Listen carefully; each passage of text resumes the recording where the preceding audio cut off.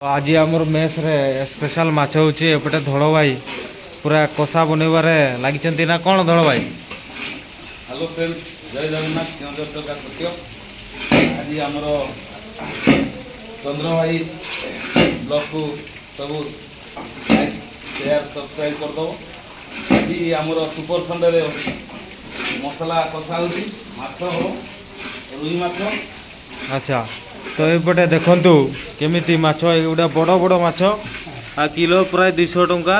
एपटे आमर शिव मौसा पूरा स्पेशल चिकेन तरकारी माछ फाच बन के आमको मुटा मुटी करदेले। तो एगुड़ा आम डेली खाऊ एपटे हो जागुड़ा अलरेडी हो जाइए। तो ये भात देला भात रोसे सरी एगुड़ा बर्तमान पूरा बहुत स्पीड रोसे चली। लंका गुड़ पड़ला खरा तो होची नियारे जळुची दरकार होची खाली गछ छाई। अच्छा आज हम आरएस मेस रे पखाल भात को पूरा भजा माछ रोई बिल्कुल सही बुढ़िया पाखर अछि मो शिव भाई जे को जाय दे। हाँ शिव भाई कौन कहे आपण केते दिन है ये रोसे कर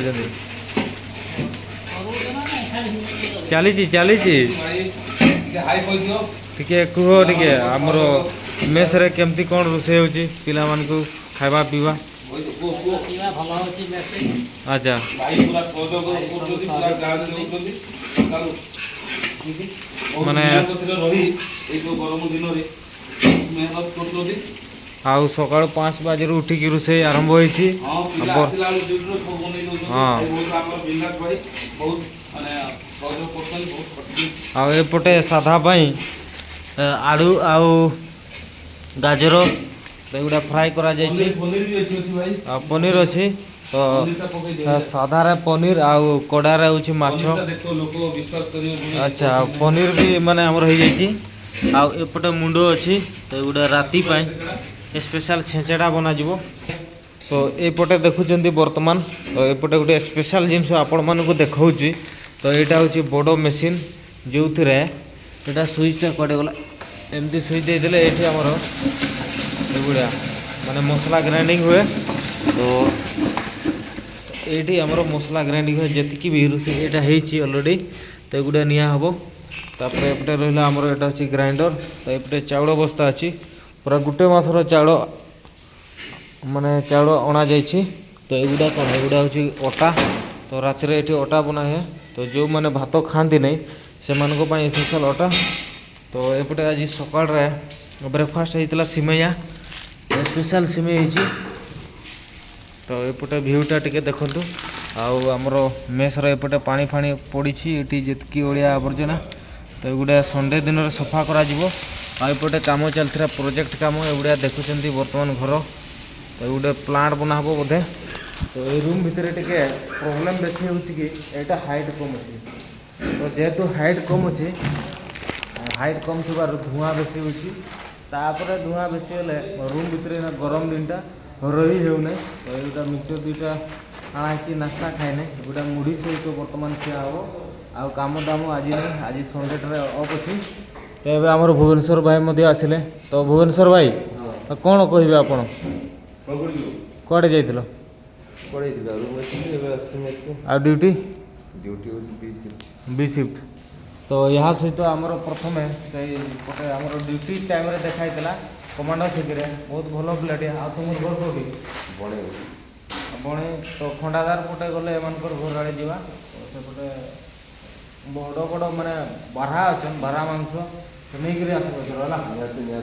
तो आउ टे कह कौन कह ड्यूटी केमती चली ठीक ठाक चलती। आउटे देखूँ एगुड़े आमर ये हूँ खोला मैदान।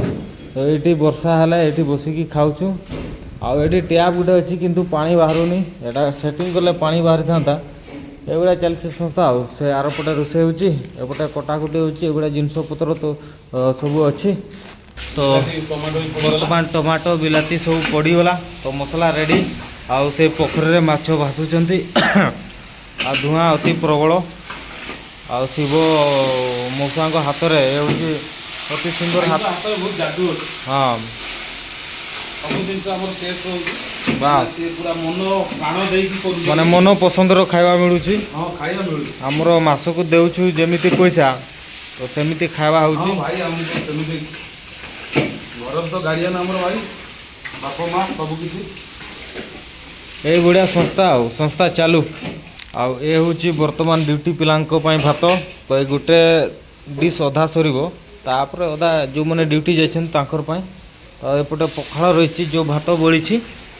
ତ ବର୍ତ୍ତମାନ ଏ ହେଉଛି ଆମର କେଉଁଝରିଆ ଟକା ଧଳବାର ସ୍ପେଶାଲ। କ'ଣ କ'ଣ ମିଶିଛି?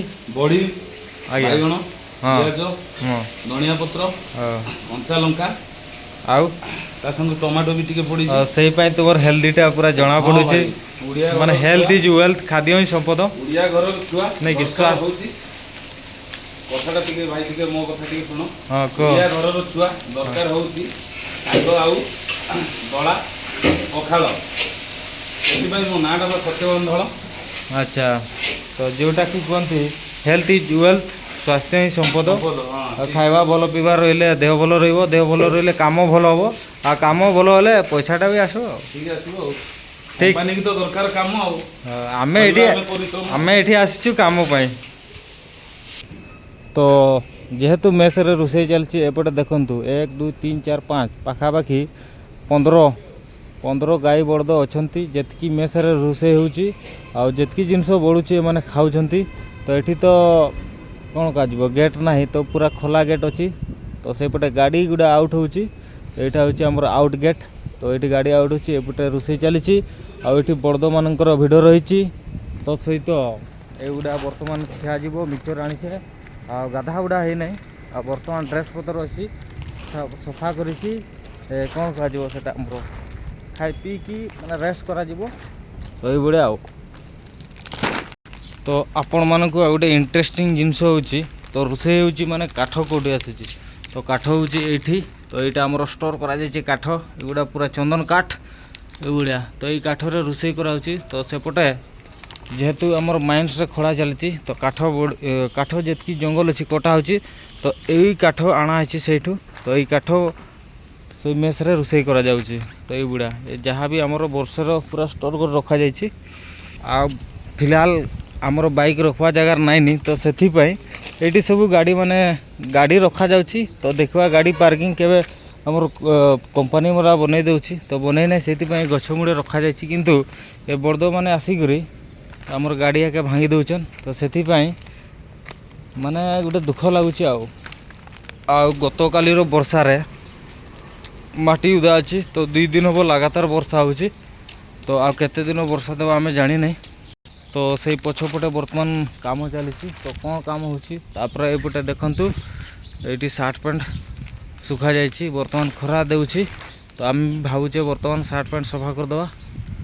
ଆଉ ବର୍ତ୍ତମାନ ଖରା ହେଉଛି ଯେହେତୁ ସାର୍ଟ ପ୍ୟାଣ୍ଟ ସଫା କରିଦେଲେ ଶୀଘ୍ର ଶୁଖିବ। ଉପର ଉଡ଼େ ରହିଲେ ବର୍ଷା ହେବ। ଆଉ ଆମର ଦେଖନ୍ତୁ ପିଲାମାନେ ଶୋଇଛନ୍। ଏହା ସବୁ ନାଇଟ୍ ଡ୍ୟୁଟି ଥିଲା। ଗାଧେଇଲ ନା ନାଇଁ?